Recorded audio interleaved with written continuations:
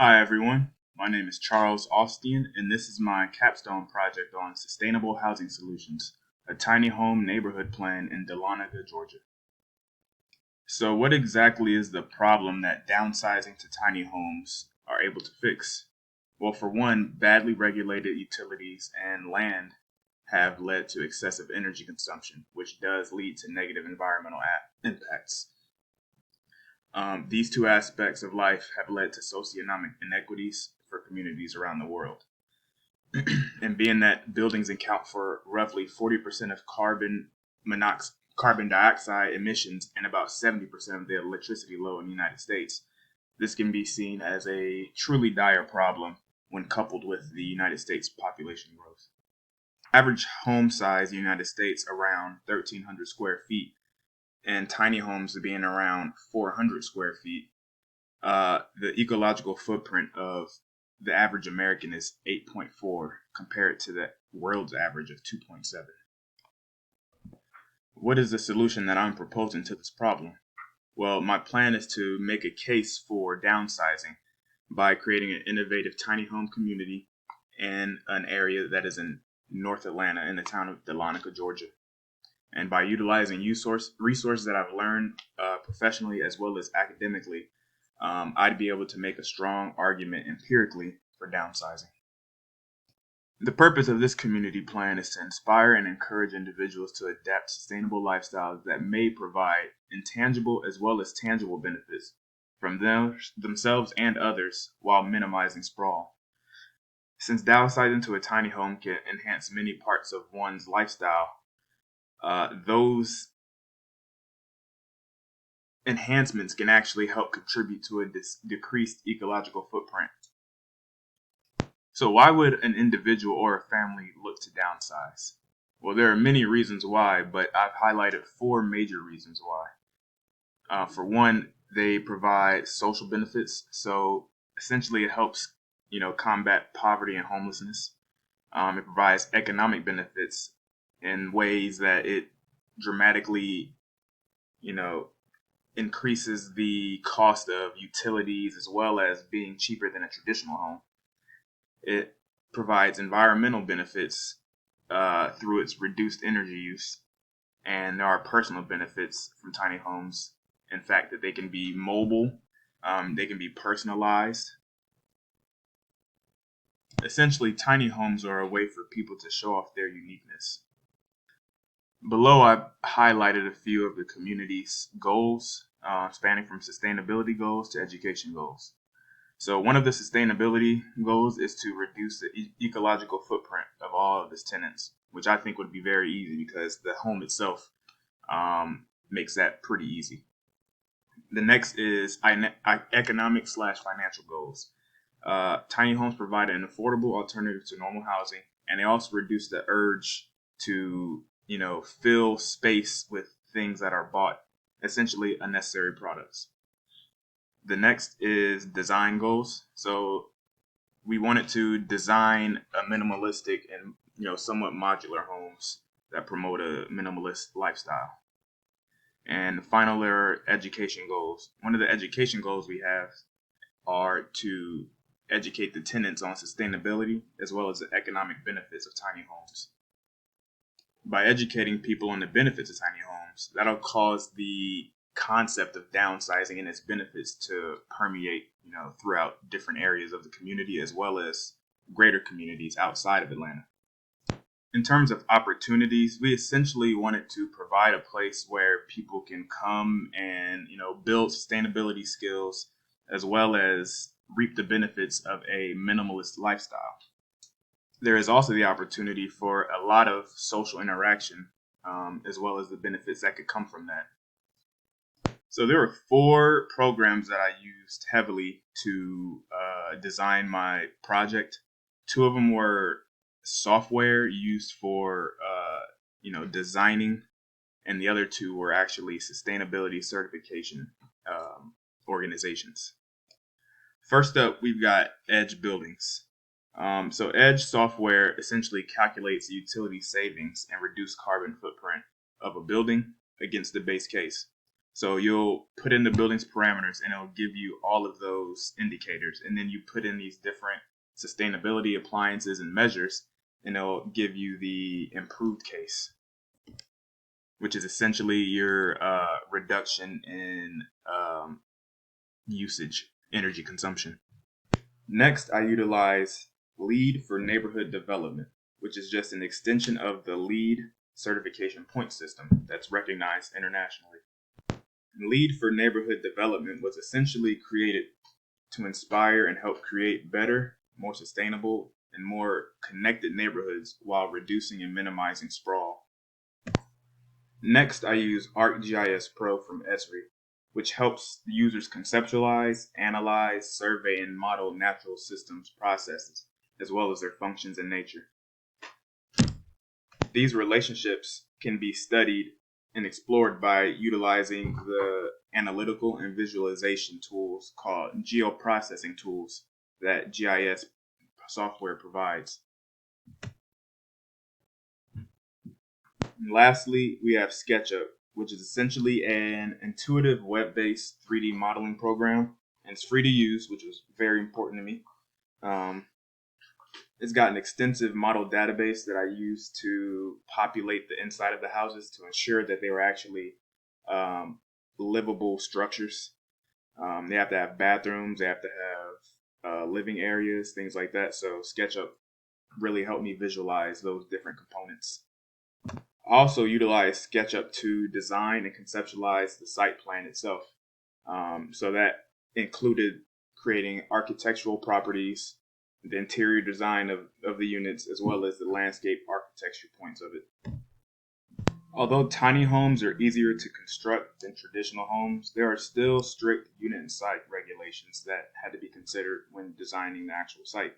One such is the unit regulation set forth by the American Tiny Home Association, in which all tiny homes must adhere to. So they must have at least one full bathroom with a ceiling height of at least 6 feet 4 inches. They must have a ceiling height in common areas of 6 feet 8 inches. They must have a ladder of stairs if there is a loft constructed. There must be at least one window that can be utilized as an emergency exit, and it must be in compliance with either IRC or IBC requirements. There are a few additional regulatory bodies that must be considered regardless of the dwelling size, whether it's a tiny home or traditional home. So you've got things like standard electrical codes, as well as OSHA construction safety codes. The process for hooking up power, potability, sewage, and sanitation was pretty easy. I simply looked around the area to see what utility providers were in the area. So you had the actual city itself, the city of Dahlonega. You had Amica-Cola Electric Membership Corporation. You had Windstream, and you also had Dahlonega Electric Supply. We ended up going with the city of Dahlonega as they offered the most services for the cheapest amount, which was $15,359 in total. Although all units will utilize standard utility services, we'll encourage them to seek out sustainable solutions on their own, whether that be solar panels or rain harvesting systems or anything else they may find. We want tenants of the community to grow and understand sustainable solutions so that they can actually implement them. As I said before, I utilize ArcGIS Pro for the site geographic analysis. The picture here is a shot of the site from around 2,000 feet above. As you can see right here, the site crests the Ahula River, and the site itself is about 6 acres in area. All of these different images were created utilizing ArcGIS Pro, except for this one. It was taken with Google Earth. So these different images show different geoprocessing tools that have been used on the site. First up, we have a hillshade relief, which is a color 3 representation of the terrain that's created by merging the images from the elevation coded and the hillshade methods. Shaded relief shows the shape of the terrain in a realistic manner by showing how the 3-dimensional surface would be illuminated from a light source. The regions that are hotter in color, so the white and the red, those are regions that are higher in elevation, while the green are regions that are lower in elevation. Next, we have an image of the aspect slope of the site. The aspect slope is essentially a DEM, which is a digital elevation model that is simultaneously displaying the aspect and the slope of the surface. The aspect represents the downslope direction of the maximum rate of change in a value from each pixel to its neighboring pixel, while the aspect represents the slope direction. And the most prevalent color in the site seems to be yellow, and which means that most of the site is actually sloped. It's actually facing northeastern. This is an incredibly important tool since it'll help analyze and also evaluate the foundation of each tiny home. Since each cell shows a difference in elevation, that may require a different construction method on that particular home. Next, I showed the contours of the site, which helps to visualize the surface typology of the region. And it's done so by creating lines that connect points with an equal elevation above or below a standard level. So essentially, all the lines that you see connecting to one another, they're actually on the same elevation. Next is a digital elevation model of the site with the elevation 1 color ramp applied to it, which essentially shows the change of elevation from pixel to pixel and is displayed to represent the geographical characteristics of the site. So on my site, the cooler colors, like dark green, are shown to represent lower relative elevation, whereas warmer colors, such as light green, and red and yellow over here, represent higher relative elevation. Lastly, we have a DEM of a NDVI, which is a normalized difference vegetation index. Now, this tool is used to show and visualize in images greenness or chlorophyll concentration, which relates to relative biomass. As you can see, the site is in relative excellent vegetative health with no fire scarring or pathogenic landscaping, which essentially means that there have been no diseases or illnesses that have kind of plagued the land and moved throughout it. After I used all of the geoprocessing tools in ArcGIS, I went to SketchUp to start actually creating the site. Now, these images here are a point-for-point recreation of that site that I did on SketchUp. I used Google Earth, the site that I showed you on Google Earth that was 2,000 feet above. I essentially imported that image into SketchUp, and then I created a landscaping over that. And I had to change the contours on the actual SketchUp landscaping to fit the contours of the geographic aspects of the land itself. And as you can see here, I've got the Yahulah River visualized. Also, as I said earlier, the site itself is roughly 6 acres in area. Since tiny homes are all about sustainable lifestyles, it's important to use materials that have multiple uses to them. So one of the most important materials that are used in tiny homes are dimensional lumber, which essentially just lumber that's cut in specific dimensions. And this is incredibly important because tiny homes are much smaller, therefore they usually have set dimensions, and there's not much room for variability in the size of the lumber. Dimensional lumber can also be used in all aspects of building the home, from the foundation to the walls to the roofing. Wood and metal sheet paneling is also incredibly important. Both of these materials are incredibly lightweight, they're cost effective, and they're highly versatile. They can both be used for roofs, they can be used for decks, and they can also be used for interior walls. Sheet metal is preferred over drywall because of its lightness, essentially.